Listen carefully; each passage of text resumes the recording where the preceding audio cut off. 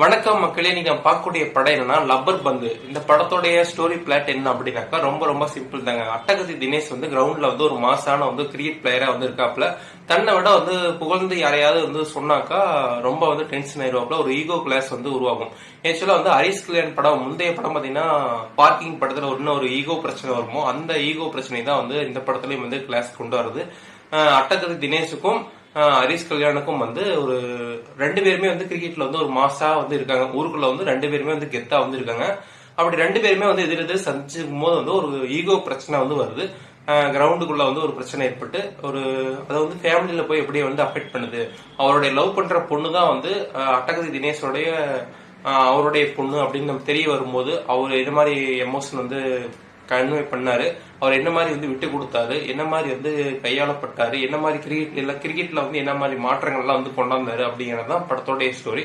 இடையில கொஞ்சம் ஜாதி பிரச்சனை இதெல்லாம் வருது. இருந்தாலுமே படத்தை முடிக்கும் போது நமக்கு ஏதோ ஒரு சஸ்பென்ஸ், ஏதோ ஒரு த்ரில்லர் வேணும் இல்லையா? இப்ப எப்படி சென்னை 6/28 எல்லாம் பாத்தீங்கன்னா காமெடியா கொண்டு போயிருப்பாங்க, ஒரு சீரியஸ்னஸா கொண்டு போய் முடிச்சிருப்பாங்க.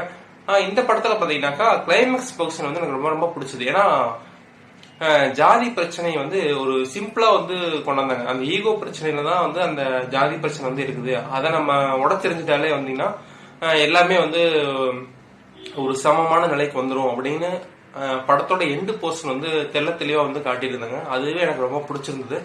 ஆனா படத்தோடைய ஸ்டோரி பிளாட் நெகட்டிவ் என்ன அப்படின்னாக்கா, வில்லன் கதாபாத்திரம் ஸ்ட்ராங்கா எடுபடல. இவங்க ரெண்டு பேருக்கு மட்டுமே ஒரு மாஸ் எலமெண்ட்ஸ், இந்த எமோஷன் இது மட்டுமே காட்டியிருக்காங்க.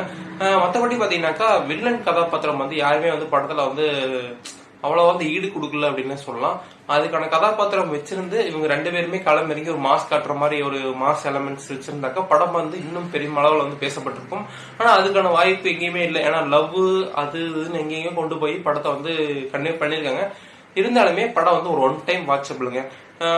உங்களுக்கு இன்டர்வலுக்கு மேல போர் அடிச்சாலுமே கடைசி இந்த கிளைமேக்ஸ் போர்ஷன் உங்களுக்கு சாட்டிஸ்பேக்ஷன் பண்ணிரும். கண்டிப்பா படம் படத்துல நடிச்ச சக நடிகர்கள் எல்லாருமே பாத்தீங்கன்னாக்கா அவங்க கொடுத்த கதாபாத்திரத்தை கரெக்டா பண்ணிருக்காங்க. இப்படி ப்ளூ ஸ்டார் படம், நிறைய கிரிக்கெட் சம்பந்தம் நிறைய படங்கள் பார்த்துட்டோம். அது பேஸ்டாவே இந்த படம் இருக்கு அப்படின்னே சொல்லலாம். அதனாலேயே நமக்கு அடுத்து என்ன நடக்க போகுது அப்படின்னு நம்ம முன்னாடியே கிரியேட் பண்ணிடலாம். இருந்தாலுமே ஒரு ஒன் டைம்ல ஒரு ஜாலியா பார்க்கக்கூடிய ஒரு படம். முடிஞ்சா தியேட்டர்ல வாட்ச் பண்ணுங்க. கண்டிப்பா ஒரு அந்த பிஜிஎமுக்கும் விஜயகாந்த் சார் அந்த ஓல்டு வெர்ஷன் பாட்டு கேட்கறதுக்கும் அதுக்கெல்லாம் மாஸ் எலமெண்ட்ஸ் அந்த சீன்லாம் தியேட்டர் ஆடியன்ஸ் கவர்றதுக்காக நிறைய சீன்லாம் வச்சிருந்தாங்க. ரொம்ப நல்லாவே இருந்தது படம். ஒரு ஒன் டைம் வாட்சபிளுங்க. இந்த வீடியோ பிடிச்சிருந்தா லைக் பண்ணுங்க, ஷேர் பண்ணுங்க, கமெண்ட் பண்ணுங்க. நெக்ஸ்ட் வீடியோ சந்திக்கிறோம். எல்லாத்துக்கும் பாய்.